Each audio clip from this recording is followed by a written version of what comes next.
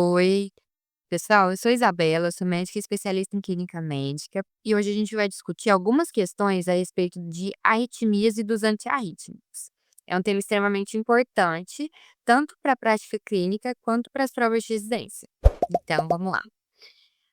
A primeira questão que a gente trouxe é uma questão de Alagoas, do ano de 2017, e ela diz o seguinte: senhora de 63 anos de idade apresentou súbito mal-estar nesta manhã, sendo imediatamente trazida por familiares ao hospital. Ela apresentava intensa dispneia e palpitações. Sua ausculta cardíaca demonstrava ritmo irregular. Então, o que a gente consegue ver pelo início aqui da introdução é que essa paciente está instável. Quando ela apresenta dispneia, já é um sinal de instabilidade. E ela apresentava um ritmo irregular. Então, o que foi feito? Foi feito um eletro que demonstrava uma taquiarritmia. Sendo uma taquiarritmia com instabilidade, a indicação é de cardioversão elétrica e foi isso que foi feito. E ele segue dizendo assim: dentre as etapas a seguir referente a esse procedimento, indique a opção incorreta.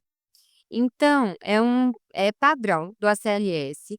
Toda vez que a gente tem um ataque à arritmia e é instável, a gente vai fazer a cardioversão elétrica para a gente reverter esse ritmo irregular para o ritmo sinusal. Vamos ver aqui, então, qual das questões está incorreta. Letra A. Durante a cardioversão, deve-se acionar o botão de sincronização antes da administração de cada choque. Nessa situação, geralmente aparece um sinal gráfico no monitor confirmando a sincronização. Selecione o nível adequado de energia de acordo com a arritmia, conforme mencionado. E isso é verdade. Quando a gente tem um ataque à arritmia que a gente vai fazer a cardioversão sincronizada, a gente precisa apertar esse botão de sincronização que fica no desfibrilador e aí a própria pá identifica o QRS e ele joga o choque nesse momento. Então essa questão não está incorreta. A letra B.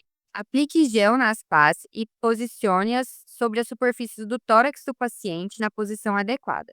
Aplique uma pressão sobre as pás, que vai ser uma pressão aí de mais ou menos 6 quilos, e carregue o desfibrilador barra cardioversor. Isso aí está completamente adequado, é desse jeito mesmo que a gente faz. Letra C. Verifique se o operador e os demais socorristas não estão mantendo contato com o paciente ou com a maca ou cama, pois existe um risco de condução da corrente elétrica para esses indivíduos, podendo causar graves complicações. Também verifique a ausência de administração de oxigênio em alto fluxo próximo ao desfibrilador, devido ao risco de formação de faíscas. E isso é verdade. Toda vez que for administrado o choque, apenas a pessoa que está administrando vai encostar nas pás e ela deve, fazer o comando de todas as pessoas se afastarem e tirar às vezes está com máscara, às vezes está com tubo, às vezes está com oxigênio em catéter, isso tem que ser removido pelo risco de algum acidente e da condução de corrente elétrica e choque de outras pessoas, tá bom? Então até aqui todas estão corretas. Então a gente já sabe que a letra D é incorreta, vamos ver por quê. D. Aplique o choque elétrico, mantendo as pás sobre o tórax do paciente por alguns minutos, principalmente durante a cardioversão, pois pode haver um pequeno atraso na administração do choque devido à necessidade de adequada sincronização. Pessoal, toda vez que a gente for fazer a administração do choque, quando for cardioversão, vai ser sincronizado. Quando for desfibrilação, vai ser não sincronizado. Mas a gente não precisa segurar as pás por alguns minutos depois do choque administrado. Esse choque vai ser rapidamente administrado, assim, questão de poucos segundos. Então, a gente não vai ficar ali com a pá durante alguns minutos em cima do paciente. O paciente vai estar monitorizado, a gente vai checar se o ritmo foi revertido pelo monitor. Se ele não for revertido, a gente vai fazer um novo choque ou uma nova conduta. Às vezes, é precisar iniciar ICP. Então, a gente não fica com essas pás ali alguns minutos, não. Tá bom? Deu para entender? Então, vamos seguir para a próxima questão. Questão de número 2 também é da mesma banca, lá de Alagoas, do ano de 2016. E ela diz assim: quanto à abordagem das taquiarritmias de QRS estreito, a medicação adenosina assume um importante papel, tanto diagnóstico quanto terapêutico. porém apresenta as seguintes contraindicações, com exceção o que consta em uma das alternativas, a ponte. Então, a adenosina é a nossa droga de escolha para a gente reverter as taquicardias supraventriculares. A gente começa com a dose de 6 miligramas e a gente pode fazer depois de 12 miligramas. Quando que a gente não vai poder fazer essas drogas? Nos casos de bloqueio atrioventricular de segundo, terceiro grau, disfunção do nó sinusal, se ele tem uma fibrilação atrial com pré-excitação e se ele tem bradicardia, tá bom? Então vamos ler as nossas alternativas, ver se a gente acha alguma que não é dessas que eu falei? Letra A, BAV de segundo grau, eu falei, então é uma contraindicação. Disfunção do nó sinusal, também é uma contraindicação. Letra C, fibrilação atrial pré-excitada, também é uma contraindicação. E letra D, início do quadro há mais de 12 horas. Isso não é uma contraindicação, a gente pode sim aplicar adenosina sem risco de algum evento adverso, tá bom? Por que que a gente não pode fazer nesses outros casos? O bloqueio atrioventricular, a disfunção do nó sinusal, fibrilação atrial prestada são arritmias mais complexas. E se a gente faz adenosina e esse ritmo, que era uma taquicardia supraventricular, que é um ritmo que é grave, mas não é tão grave, ele pode evoluir inclusive para sistolia. Então, a gente não pode, sob hipótese nenhuma, fazer a adenosina nesse caso, tá bom? Então, vamos para a terceira questão, também lá de Alagoas, do ano de 2017. Então, quem for prestar a prova em Alagoas já percebeu que essa matéria que sempre cai, né? Vamos lá. Qual dos antiarrítmicos listados abaixo não apresenta uma precisa indicação para a reversão de taquiarritmias de QRS estreito? Letra A, lidocaína. Letra B, amiodarona. Letra C, propafenona ou letra D, metoprolol. Então, pessoal, a lidocaína é uma medicação que a gente usa para reversão de taquiarritmias de QRS alargado, tá? Ela é um antiarrítmico da classe 1B, inclusive a gente nem usa tanto ela mais hoje em dia, a gente vê assim nos manuais do ACLS, da American Heart Association, ela é trazida como uma segunda linha, terceira linha, tá, de tratamento. Mas quando a gente for usá-la, vai ser em arritmias de QRS alargado, não de QRS estreito. A amiodarona é uma excelente droga para arritmias de QRS estreito, tá? A propafenona também é muito utilizada, ela só é contraindicada em pacientes que têm cardiopatia estrutural, então paciente que tem insuficiência cardíaca de fração de ejeção reduzida, alguma valvopatia, a gente não vai fazer a propafenona, mas se não tiver nenhuma dessas e tiver um QRS estreito, a gente pode fazer. E o metoprolol também, um beta-bloqueador, e aí que a gente sempre usa, tá? É uma medicação amplamente utilizada na prática clínica, certo? Então vamos partir para a próxima questão de número 4, lá de Alagoas também. Ela diz o seguinte: podemos considerar como capazes de produzir uma morfologia de taquiarritmia de QRS alargado as seguintes condições clínicas, com exceção de uma alternativa, a SINAC. Então ele quer que a gente identifique aqui a arritmia que tem QRS estreito. Todas as outras vão ter QRS alargado, tá? Lembrando, gente, que QRS alargado é quando o QRS tem mais de 120 milissegundos, tá? Então vamos lá. Letra A, ataque supraventricular com bloqueio de ramo esquerdo. Ataque supraventricular, como diz, é uma ataque arritmia que começa antes do ventrículo, ou seja, no átrio. E as arritmias atriais, elas geralmente vêm com QRS estreito, porque na hora que o ritmo, a energia elétrica vai ser conduzida pelo QRS, ela vai rapidinho. Então, o QRS é estreito, ele não tem um atraso da condução. Mas ele disse aqui que é com bloqueio de ramo esquerdo. Quando tem bloqueio de ramo esquerdo, então o feixe de His, ele desce igualzinho lá no septo interventricular e vem para o ramo esquerdo e um para o ramo direito. O ramo esquerdo está bloqueado, então vai ter um atraso de condução que vai fazer esse QRS ficar largo. Então essa arritmia produz sim QRS largo, então não é essa a nossa resposta. Taquicardia ventricular. A taquicardia ventricular, como o nome diz, é uma arritmia que a origem dela é ventricular. Então, vai ter um atraso de condução nos ventrículos. Isso vai fazer com que essa condução lenta faça lá no traçado eletrocardiográfico um QRS alargado, tá? Então também não é, né, essa a nossa resposta. Taquicardia atrial multifocal. Essa sim é uma arritmia que vai gerar um QRS estreito, tá, porque ela vem, de uma desordem atrial, e ela não tem nenhuma outra condição, aqui descrita na questão, que poderia produzir um QRS alargado, tá. Claro que se a gente tivesse um bloqueio de chão esquerdo, nesse caso, ele ia ter um QRS largo, mas não é o caso. Então nosso gabarito aqui vai ser a letra C, taquicardia atrial multifocal. Mas vamos entender também a letra D, por que que ela não é a nossa resposta. Letra D, taque supraventricular com hipercalemia.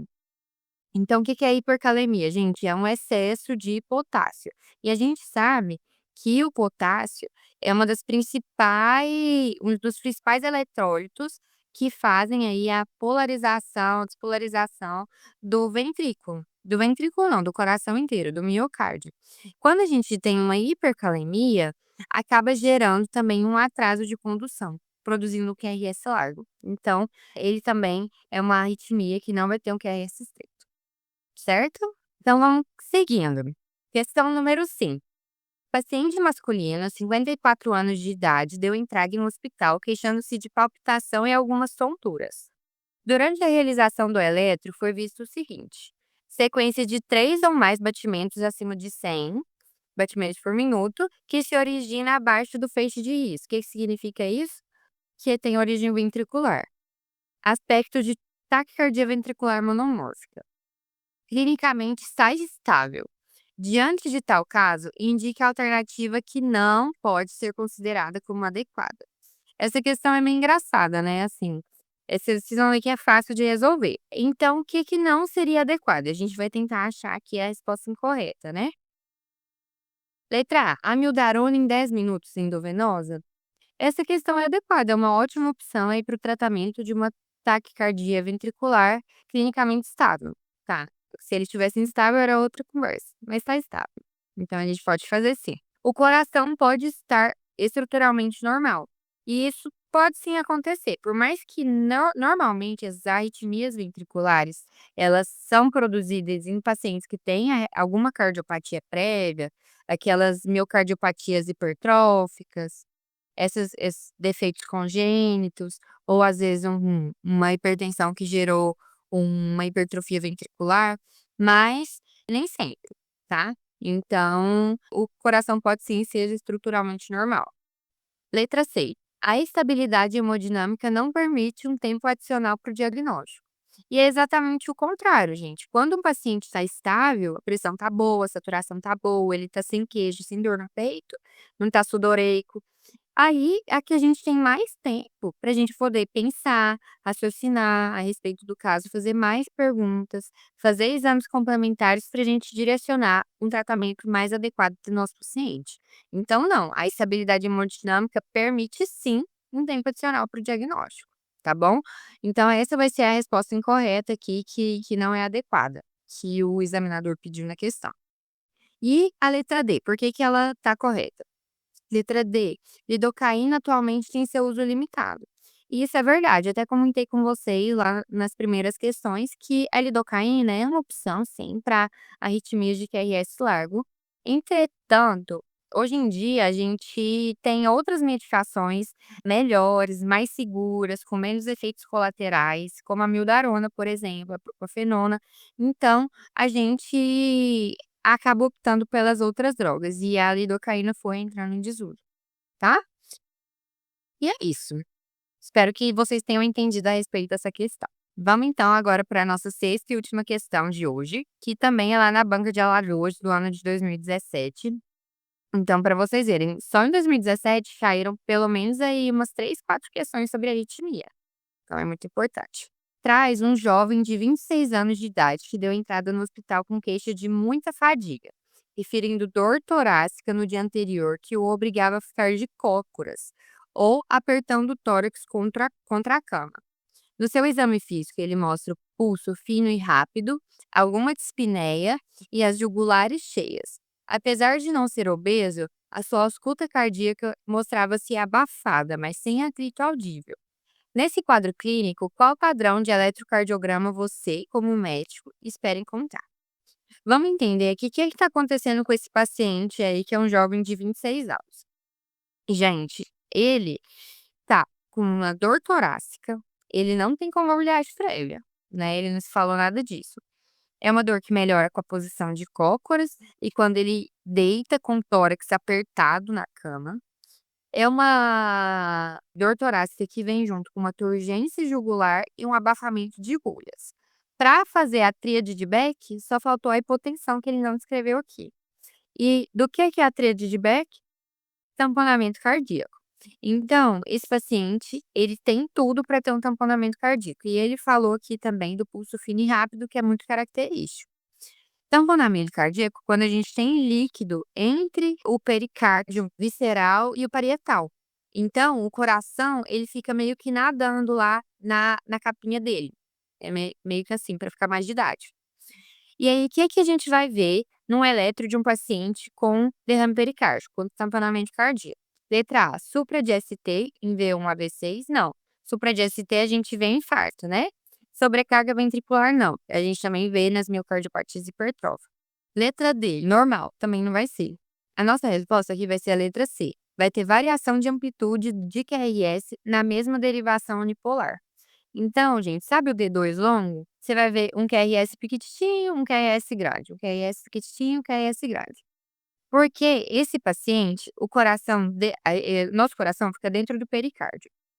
Vamos supor que esse aqui é o pericárdio e esse aqui é o coração. A cada batimento, ele vai se afastando de um lado para o outro.